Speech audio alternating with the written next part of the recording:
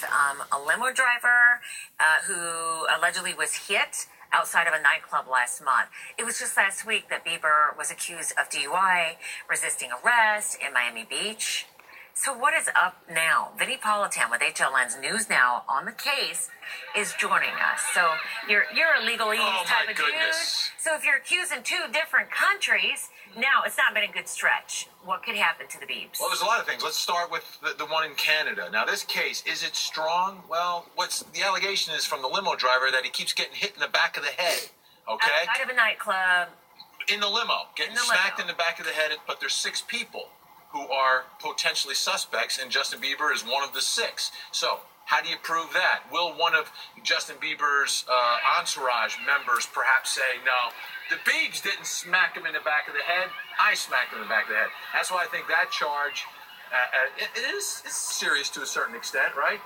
It's not the easiest to prove from a prosecution point of view, depending upon what the other people say. That's the one in Canada, all right? Now we move back down to the Sunshine State of Florida, right? Where the drag racing and the DUI.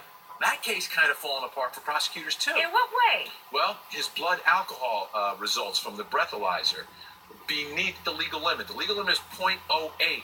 He was 0.011, 0.014. Now, if you're not old enough to drink, right, which is 21, he's not 21. Then any amount of alcohol would be above the level, right? Not in Florida, no. It's 0.02. And 0.011 and 0.014 still below 0.02.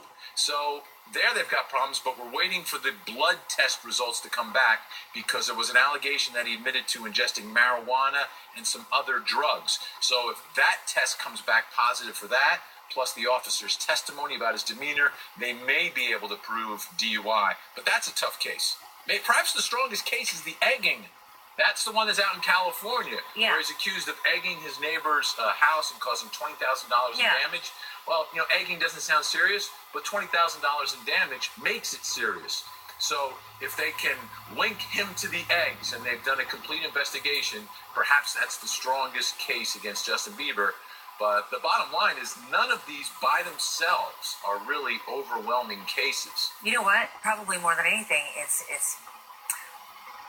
PR nightmare, more than anything. Yeah. All right. Because I don't know how much street cred you get for throwing eggs, right? It's not going to help him. Vinnie, thank you. And those have been some of the allegations that he was trying to get street cred for, as we say.